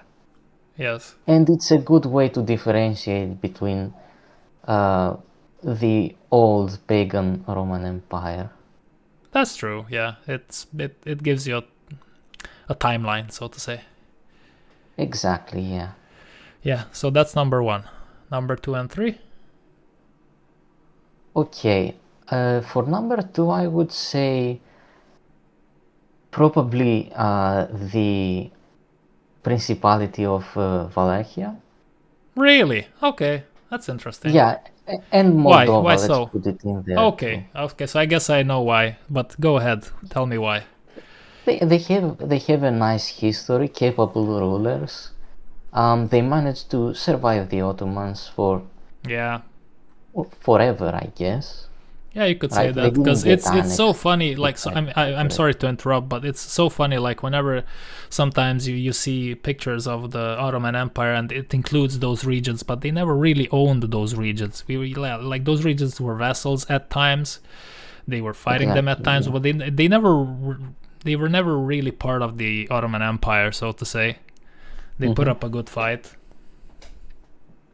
Yes, exactly. Okay, that's a surprising answer. And a nice one, because I'm Romanian, so it's heartwarming. But Mihai the Brave's battle against the Ottomans is fucking legendary. If you guys, if whoever is listening to this, you're not familiar with that and you enjoy history, just go and look it up. Mihai the Brave, Battle of, is it Vaslui, I think? Which one is it? Vaslui, Stefan the... Stefan the... Yeah. Stefan the Brave, I wanted to say, not Mihai. I always mix those two. Because Mihai the Brave is also quite capable. He was the first one to unite the modern-ish regions of Romania. It was short-lived. Go ahead. even though he attacks you to death. Well, he was So- fighting the Ottomans. Yes. Yeah. But I mixed. Yeah, that's true. I mixed them up. Thank you for the correction. I was talking about man, because the names come to me in Romanian and then I have to translate them, and that's mind fucking me a little bit. Stefan the Great. Share the same names. Like Stefan is the same in Bulgarian. So Yeah, it's Stefan the Great's battle against the Ottomans is pretty fun to watch if you're not familiar with it. Yeah, sorry, that was a long interruption. Go ahead. Well, I haven't thought a lot about another one, but I'd say Albania and Georgia are probably tied. Uh-huh. I would say Armenia too, but I don't really know a lot about It's the Cilician. Yeah. Cilician Armenia. Yes. No, I mean Kilikian Armenia. Yeah. Okay, and why so those three factions? Is it the same like reason? Because I know Albanians put up a really good fight against the Ottomans as well. shout out to Skanderbeg. Yes.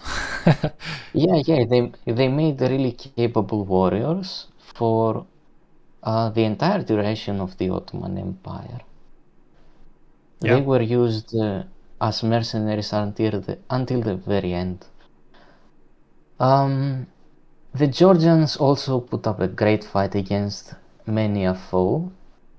Yeah. The Armenians also. Yeah, the Armenians, I think they are in a league of their own, because they are an ancient like civilization, so to say. They were always around that piece of land. Georgia. Oh yeah. Both Georgia as well, yeah, and they were always around that piece of land, and they were always surrounded by great empires or great invading forces, so to say. So the fact that they survived is very, very admirable, so to say. I always had an admiration for Armenians from that point of view, because you look at the map and you pick the time period, they're always around that area, you know. From Yes, Romans, from antiquity, Roman times. So that's really, really cool, and that's also, yeah, that's true. What about you, Mr. Dimitri? If you could form your question again. What are your top 3 factions, nations throughout history? To play in medieval or In general, like in history, when general. you, yeah, well, Bulgaria, of course. I'm Bulgarian, so yes, I've been like I'm really interested in Georgia okay, yeah, because they are what people think Armenia is, except yes, except much stronger. I would say personally, no offense to Armenia. The achievements that Georgians have made are like they've fought against Seljuks, Timurids, Romans. Who haven't they fought? And they're still here. yeah, And they always had countries, like existing countries yeah. during the time. That region was so, And of course, Yeah. the region is beautiful. yeah, And I don't know about the third. I like Byzantine history, of course. as we And do all. I would also like to mention that I really like nomadic history of tribes like the Huns, Avars, Okay. Cheneks, Cumans, this type of stuff that not Mhm. many people like. Why so? What interests you about them, and what attracts you to them?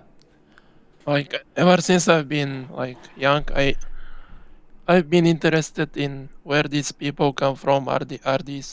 Is this tribe Iranian? Is this tribe Turkic? Yeah, that's Where do they come from? Yeah. Where do we come from? Because Yes, the Bulgarians, of course. the Balkans in general and the Hungarians also, they have influences, yes, Yeah. from like, those guys. Are we Turkic? We are not. Are we Iranian? I think so. But yeah, from one thing it goes to another. Yeah. You just get interested in. Yeah, but yes, that's true, and that is intriguing. But the sad thing is that some of these questions will never get answered. Like, for example, like also like a lot of battles from antiquity. Like, even just like to give you an example close to home, like the Dacian Wars of Trajan, the Roman Empire and the Dacians. Like, so much is lost and we don't really know much about it. And it was a big war because Trajan mobilized a lot of soldiers from across the empire, and he even built infrastructure so he can march into their territories. But there's just so much history lost, and we're never gonna know what happened. It's pretty sad, but the good thing is that there's also so much that you can't really always know everything, so there's always something to read at least. So back to the mod a little bit. You said that you want to release an update, and there's gonna be some rework, there's gonna be some custom settlements, which are very nice, and a lot of work has been done to it.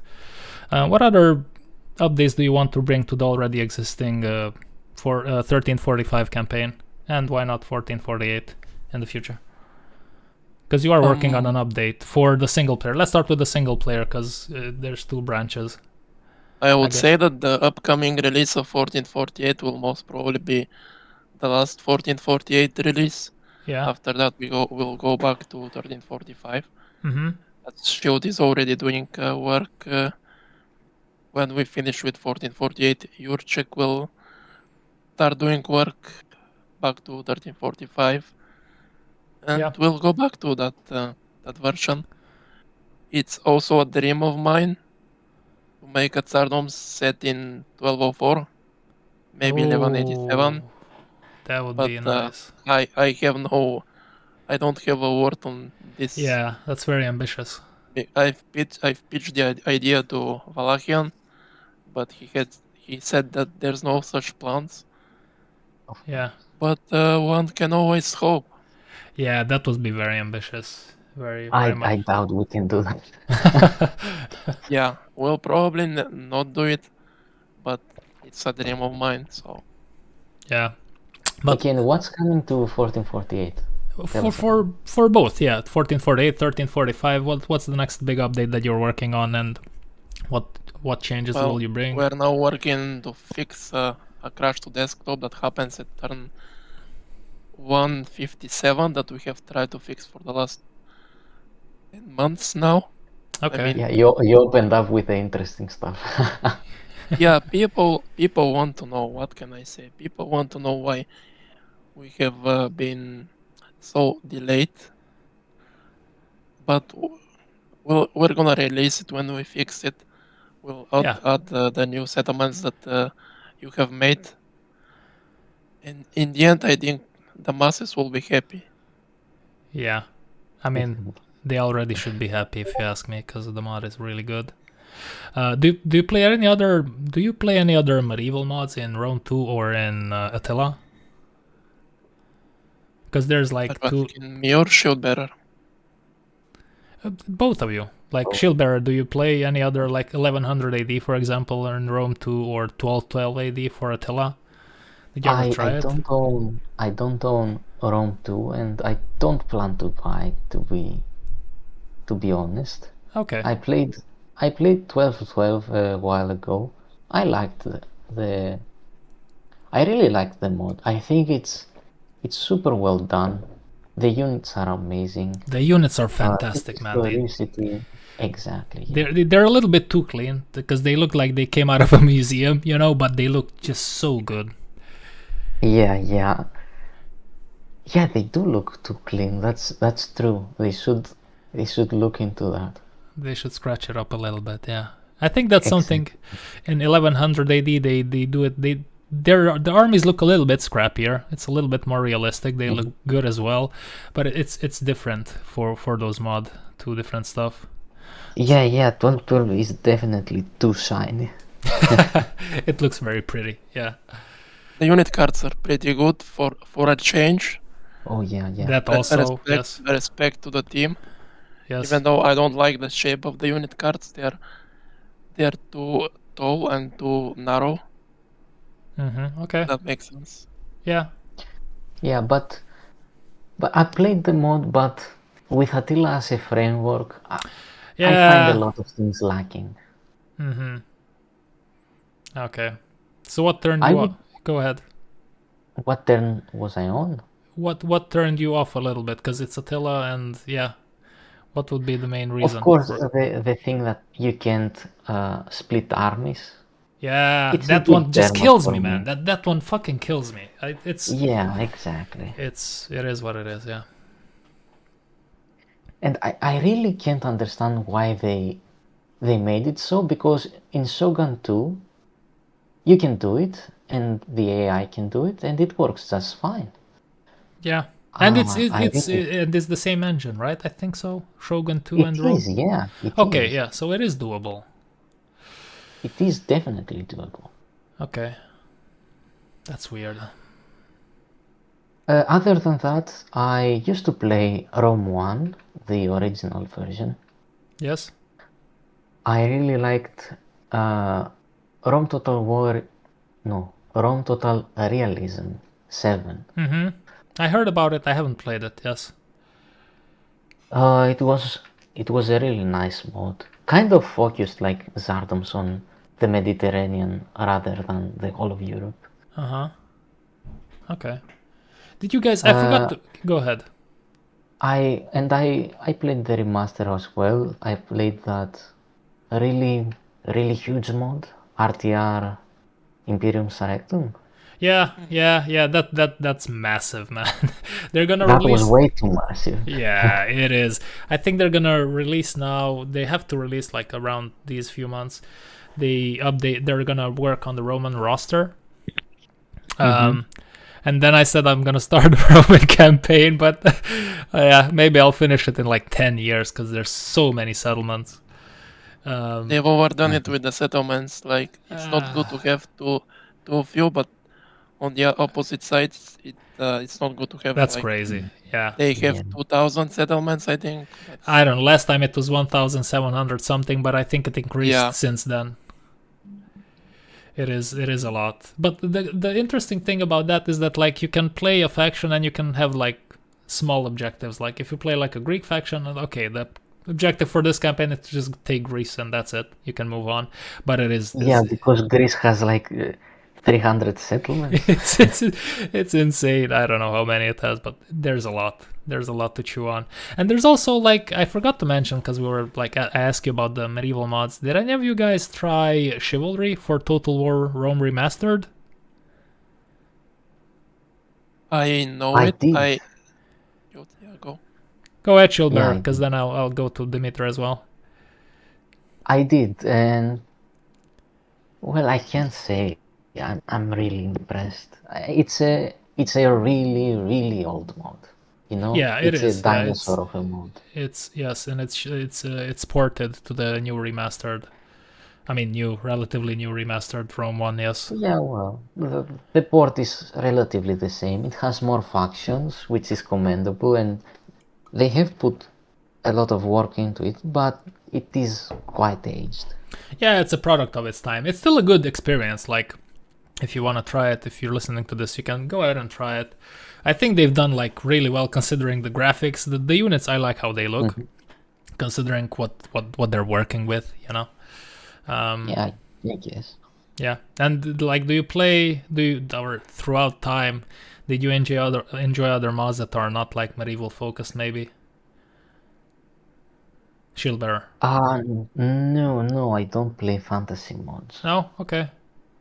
Because Though go ahead. I would like to try Divide and Conquer, because Okay. I would say it is the leading medieval 2 mod in terms of It probably what is can be done. also like the amount of players that played it throughout time. Yeah, of course, because like the Lord of the Rings is the Iliad of our times, you know. Yeah. Yes. So a yes. lot of people are more interested in Lord of the Rings than history, I would say. Yeah, that's maybe true. It's definitely true for me. I'm not into fantasy at all. I'm not into sci-fi at all. But Lord of the Rings is just hits the sweet spot for me. So yeah, that's true. I've been playing like Dauntless Days for like, I told this to Dimitar before you joined, I think. I played it for like almost 9 hours in this weekend. I was very excited about the launch, and I kept playing it and playing it. My brain is melted a little bit because of it, but yeah, it's something special. What about you, Dimitar? What's your? Did you try the other medieval mods and other Total War First games? of all, about Rome Remastered, Chivalry Remastered on Rome. Yes. I know the guy who. Yeah, he seems to be a ported really it. cool guy, nice guy. Yeah, and it's a His small name team, is, right? I think it's only him that's working on it. That's how I Maybe he understand had it as a well. developer. He has a YouTube channel as well. I'm gonna put the link in the description box. Go His ahead. name is Gudea. He's Yes. great, also- great guy from Armenia. Okay. Yeah. Yeah, he's a good He's guy. not very Great guy. active. No, it's Good. like But- you have to understand. Like, if you're listening to this, the first time that the mod came out was Right. like years ago, you know. And we were just talking about your team, you guys. That like there's a there's a dynasty element to the modding team. So this has been Right. quite a while. So he's quite an OG. So it's very respectable, his work. And I'll link you his channel down below, because I know I actually follow his channel. I used to look, or I still look, when he does sometimes he does reviews for other mods as well. He talks about it, and it's a nice insight of how modding works and what other modders think about mods in general, which is pretty interesting to me. So from what I know, he ported the mod all by himself to Chivalry Remastered. Yeah, he's a He one-man made all army. starting dates, like it has 4 different start dates. That but to as be well, honest, exactly. I- Yeah, it's cool. But I don't really like Rome Remastered, so I haven't played, not Yeah. that much. Okay. Is it? Why And- don't you like it? Is it because like it's just too similar and it's just worn out, so I to don't say? know. It's not really my type anymore, Rome. Yeah. Okay. And about Third Age, I would say that I didn't watch Lord of the Rings before trying the mod for Medieval 2, I'll be honest. Yeah. Okay. I only watched Lord of the Rings because I wanted to get into the Third Age mod. Okay. That's So how did great- that work great out? it was. Yeah. Okay. Well, I watched the movies. I really like them, even though they're not my type. And Yeah. I started playing the mod. And little by little, I got familiar with stuff around it. Yeah. When you say stuff, is it lore or mechanics? The lore of the story, kind of, and the Okay. mechanics. And Okay. from after that, I obviously started playing Third Age Reforged a bit. Yes. Or at least watched videos of it, and that's what kind of inspired me to make the multiplayer submod for Tsardoms. So Okay, that's a nice segue then. That was your one that thing was- leads to another. Yes, exactly. I actually watched, like, Lord of the Rings. For me, it was the same, like you. I watched it. I didn't want to watch it, actually. I was not interested, because, again, I'm not into fantasy and stuff like that, but it was running on TV once. I remember when first time I saw it, and it was just, the portion that I got was from the first movie when they fight the Uruk-hai. That's the portion that I saw. And I was like, okay, this is pretty fun. I want to see what happens in the next movie.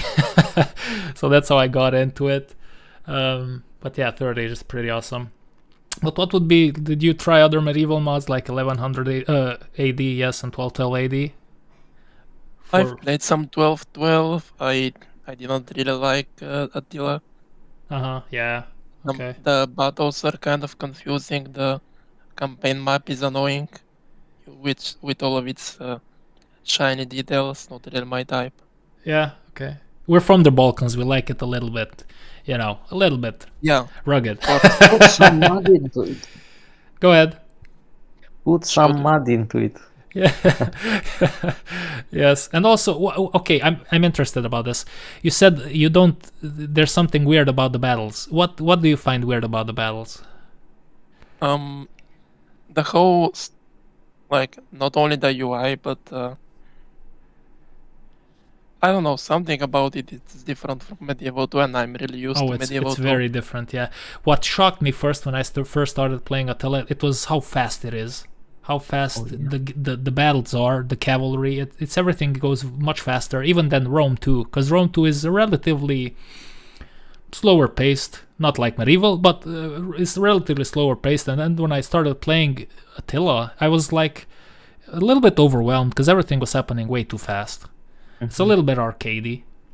Yeah. And I would also mention that when I started playing Attila, well, I wanted to try that mod. my PC wasn't. Okay. I mean, it was good to cover the system requirements, but it's still Attila. It didn't work that well. Yeah, yes. System So it requirements don't kinda- matter for Attila. Yeah. So it kind of threw me off. So Yeah. medieval we go. Yeah, yeah. Okay, that's fair enough. Let's say I give you unlimited budget to create a total war game. What would you choose to make and why? Let's start with shieldbearer. Shield. I would make medieval 3. Yeah, okay. And we already talked about, because I have a few questions written down for when if we run out of Yeah, ideas. of But course. this I wrote these questions before Medieval 3 was Okay, announced. a more complete answer would be I would make medieval 3 with the scope of EU5.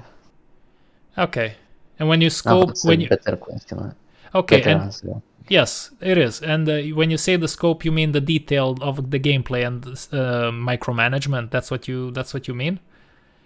I mean, I'm not just to say this. I'm not familiar with the EU games. I really I was very close in buying EU5 and trying out, but it seems like just one of those games that if you buy and play, that's the only game you play, and I don't have time for that. Yeah, I know. I haven't bought it either, and I'm not interested in doing so because I love the more down-to-earth elements of Total War. Yes. EU5 is way too indirect for me. It's a little bit As a strategy game. nerdy, and what always turned me out about games like that and Crusader Kings maybe is that the battles are just not there. That's what's cool Yeah, about Total exactly. War, the battles and the Exactly. strategies and the battles. That's what always caught me. Yeah, but in terms of scope, I would like Medieval 3 with a full Earth, of course, because who wouldn't Oh, yeah. like to discover our Americas and so. And even that would what you're saying would be the ultimate Total War game, because then you could sell DLCs I with guess so, different time yeah. period all the time, different factions. I mean, Go ahead. They could make it like Immortal Empires, Yeah, Medieval 3 would be Europe, then they could do China and the samurai of Japan, then they could do Americas, and then combine all of them. Yes, that would be very awesome, and it would last a long time. That's what's mind-boggling. I hope they're gonna do the right thing with Medieval, because it's so obvious that they would make money if they would just sell different time period DLCs for the whole map. I hope they do that. I really hope they succeed, and I really hope they do the right thing and they manage to work with the new engine and achieve their objectives, because everybody will be happy then. So go ahead, Dimitar. I mean, if you can answer this if you want, or if you don't want to, that's fine. If you would Medieval 3 with I don't know, like Medieval 3 is fine. Just use those unlimited money to make it good. yes, just make it good. Exactly, like we all want with Medieval 3, just make it good. I don't even want a 10 out of 10. Like 7 out of 10 is good, because 7 out of 10 is already a decent game, an already good game, and then open up opportunities for modders, and then we're already gonna be in a stratosphere, and we're gonna be happy with it. Because I wasn't there for Rome 2's launch, I will be honest, but I did watch retroactively videos of people talking about it and describing the timeline and what happened, and it was kind of disastrous. But Rome 2 kind of redeemed itself with the many mods that came afterwards, and it's a pretty popular Total War game, I would say, in the historical circles. So if we get a 7 out of 10 on Medieval 3, that's already a better start than Rome 2. If they make a 7 out of 10 Medieval 3, I'll keep playing Medieval 2. Okay. Okay. But do you think that... okay, you said you don't want to answer it earlier, so I don't want to push it. Yeah, it's going to be very interesting to see what's going to happen in the future. Guys, if there's anything else that you would like to talk to about your mod, to let people know, you can do it now. I've got a question for you. You said you played the campaign I gave you. I tried to play it, but I told you that I ended the turn and then it just sat there with the Serbians attacking me. Oh, right. Before you ended the turn, did you find anything interesting in the Well, to be honest, scroll? I will go into it a little bit more deeper. I told you that the reason why I started the campaign was because I wanted to siege Constantinople so I can see the city. So I was a little bit laser focused on that, and I didn't look around much. Yeah, because if you would have and looked ideally, around, like, I guess listen, you would have more questions about it. It's okay, and I have to apologize here a little bit because you've sent me a build. So let's tell this to people that are listening. Shieldbearer sent me a build for an upcoming update of the mod of 1345.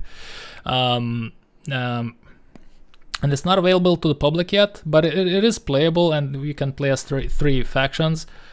The thing is that Dawnless Days just came out, and I wanted to focus on that for quite a while now. I was planning for that, so it kind of overlapped a little bit. So that's why I was also talking about doing some separate stuff for Tsardoms and going a little bit more in depth about it. And I want to do that after I cover the many Dawnless Days videos, because if I do it now and I publish it now, it's gonna get swallowed up by the other videos and nobody will watch it. So yeah, but I will. Or it's gonna swallow all of the other videos and get popular. Yeah, maybe. I mean, I don't know, but I'm just joking. Yeah, but I mean, listen, anything is possible because you never know what YouTube does. Absolutely never. But I wanted, because I really appreciate your time and your effort and giving me your time to, for example, do this discussion, so to say. And you guys were also super generous in sending me builds of unreleased stuff, of which I'm also very generous. I forgot to mention this, so through this I'm thanking you. But I want to give it the proper time and just effort so that it's not wasted on your behalf, you know? And I don't want to do a half-assed job because I would feel terrible if I would do that. No hurry. Yeah, because exactly, that's why I asked, I think Dimitar, I asked you, right? Or was it Shieldbearer? I asked him when the new update will be released, and you said months, so I said, okay, I have the time to give it proper time, you know, and do it the proper way. All right. Well, if you play around with it and you have any questions, do feel free to ask. Okay. For some more time with me. Whatever. Yeah. Okay. I will. And do join voice chats whenever you want. You gather to play every evening. So. One more time, please. I didn't hear you. Feel free to join voice chats every evening, like whenever you want. We play sometimes. Okay. Very often. Yeah. Okay. Yeah, that sounds interesting. Usually I work in the evenings, but in the weekends maybe. Right. Yes. Well, again, thank you for your time. I appreciate it. I hope you guys enjoyed what you just saw here. We always appreciate modders, and you should appreciate modders. And always remember, Tsardoms has a Discord server down. I mean, it has a Discord server that you can join and talk about the mod itself. I'll link it also down below, next to the Judea. I think that's what he's called, modder and YouTube channel that we talked about earlier. And I'll see you again next time.